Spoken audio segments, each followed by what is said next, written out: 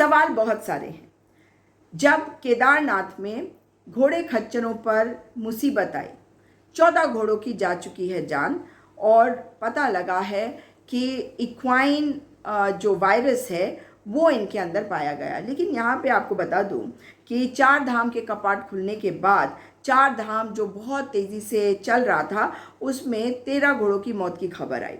एक घोड़ा पहले भी पॉजिटिव पाया गया था मार्च के महीने में, उस पर मैं आऊँगी। लेकिन अब प्रशासन की जो जिम्मेदारी है उसके साथ साथ उनकी परेशानी भी बढ़ गई है, और इसी कारण से घोड़े खच्चरों पर, क्योंकि एक्वाइन इन्फ्लुएंजा वायरस का खतरा मंडरा रहा है, उनके संचालन पर रोक लगा दी गई है। अब पता चला है कि 8 घोड़ों की मौत डायरिया से और 5 घोड़ों की मौत कॉलिक से हुई। और कॉलिक एक ऑर्गन होता है एक शरीर के अंदर, पेट के आसपास, उसकी बीमारी होती है। और जो असली मौत के कारण है उसको स्टडी करा जा रहा है और उसकी रिजल्ट 4-5 दिन में आ जाएगी, लेकिन तब तक ये संचालन को बंद कर दिया गया है। अब पशुपालन सचिव हैं डॉक्टर BVRC पुरुषोत्तम और पशुपालन मंत्री हैं सौरभ बहुगुणा।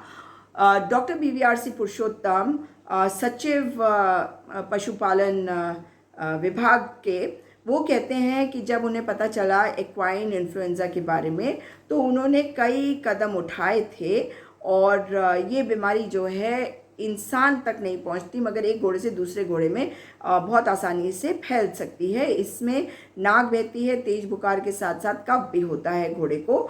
और 26 मार्च को भी कुछ घोड़े पॉजिटिव मिले थे। उन्होंने ये खुद बताया कि जब सैम्पलिंग हुई तो रुद्रप्रयाग में 2 घोड़े ऐसे थे जो पॉजिटिव पाए गए, और फिर 1 अप्रैल को पशुपालन मंत्री ने इस संबंध में बैठक भी ली, और सौरभ बहुगुणा ने, और बैठक में निर्णय लिया गया कि जिस घोड़े को इक्वाइन इन्फ्लुएंजा मतलब आएगा अगर, तो उसको जो 4 धाम यात्रा है उसके संचालन की अनुमति नहीं दी जाएगी।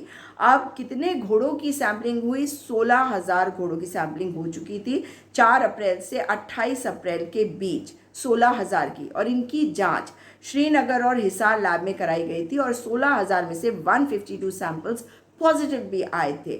लेकिन जब सैंपल्स का RT-PCR टेस्ट कराया, जो इमीडिएट टेस्ट होता है, तो एक भी सैंपल पॉजिटिव नहीं आया और सभी को नेगेटिव घोषित कर दिया गया, और उनको 4 धाम यात्रा में संचालित करने की अनुमति मिल गई। अब यूपी के जो घोड़े खच्चर हैं उन पर रोक लग गई है, क्योंकि हर साल 4 धाम यात्रा में करीबन 3,000 घोड़े यूपी से भी आते हैं। तो इस बार वहाँ के घोड़ों पर रोक लगा दी गई है, और जो 4 धाम यात्रा में जो घोड़ों को भेजा जाएगा, ये कहा गया था कि वो उनकी रिपोर्ट नेगेटिव होनी चाहिए। लेकिन जिन घोड़ों की मौत हो गई उनकी असली वजह क्या है, उसके लिए सैंपल्स जो हैं वो बरेली के लैब में भेजे गए हैं, और इसकी रिपोर्ट आने के बाद इन 13 घोड़ों की मौतों की असल स्थिति जो है वो स्पष्ट होगी। अब जहाँ तक अगर बात करी जाए वेटनरी डॉक्टर्स की टीम, तो ये तैनात की गई है, और 22 वेटनरी डॉक्टर्स हैं जो पशुपालन सचिव डॉक्टर BVRC पुरुषोत्तम के हिसाब से national research centre on equines Hisar के वायरोलॉजी को बुलाया गया है। और वो ये उनका कहना है कि अगर कोई घोड़ा एक्वाइन इन्फ्लुएंजा से संक्रमित होगा तो उसमें और कौन कौन सी बीमारियां आ सकती है इसके बारे में नहीं कहा जा सकता।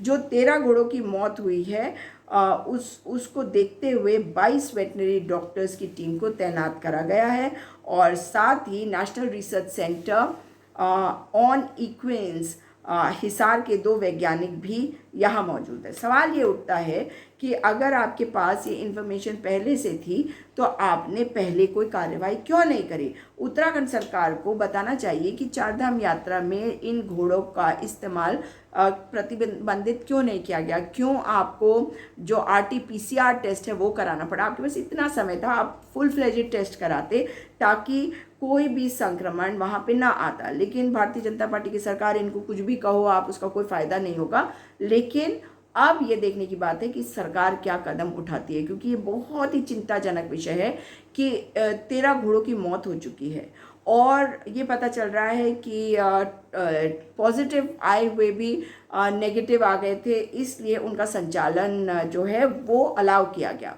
लेकिन अब सरकार आगे क्या करेगी, क्योंकि घोड़े और खच्चरों की ज़रूरत है। 3,000 घोड़े जो आपके उत्तर प्रदेश के, उनको आपने ज़रूर रोक दिया है, लेकिन अपने घोड़े खच्चरों की देखभाल के लिए आपने जो 22 वेटनरी डॉक्टर्स लगाए हैं, वो अब तक क्या रिपोर्ट दे रहे हैं, उन तक कितने लोग पहुँचे हैं, क्या इसका ब्यौरा सरकार देगी, और देगी तो कब देगी। इस वीडियो को शेयर अवश्य करिएगा। 4 धाम यात्रा की शुरुआत हो गई है और घोड़ों में इक्वाइन वायरस पाया गया है, और घोड़े अगर मर गए, अगर घोड़े खच्चरों के संचालन पर रोक लगाई गई, उत्तर प्रदेश के 3,000 घोड़ों को रोक दिया गया, तो जिम्मेदारी किसकी। जब आपने पहले 16,000 घोड़ों का टेस्टिंग करवाया 4 अप्रैल से 28 अप्रैल के बीच, और उसमें आपको 150 के करीब 152 के करीब आपको पॉजिटिव मिले, उसके बाद RT-PCR में वो नेगेटिव आए, तो जिम्मेदारी किसकी है। आपका सिस्टम में कुछ गड़बड़ है। मार्च में 2 घोड़े रुद्रप्रयाग में वो पॉजिटिव आए थे। आप क्या कर रहे हैं, किसकी ज़िंदगी से खेल रहे हैं, जानवर की ज़िंदगी से भी खेल रहे हैं, सिस्टम का भी सत्यानाश कर रहे हैं। और सिर्फ ये कह देने से कि ये संक्रमण जाता नहीं इंसानों तक काफ़ी नहीं है। जानवर भी तो जीव है ना, उनके अंदर भी तो जान होती है। तो बताइए सरकार, आप अब क्या कदम उठाएंगे, और ये घोड़ों की मौत के जिम्मेदार कौन है। सौरभ बहुगुणा पशुपालन मंत्री हैं, कहाँ है, बयान देंगे, कुछ बोलेंगे, मुंह को खोलेंगे।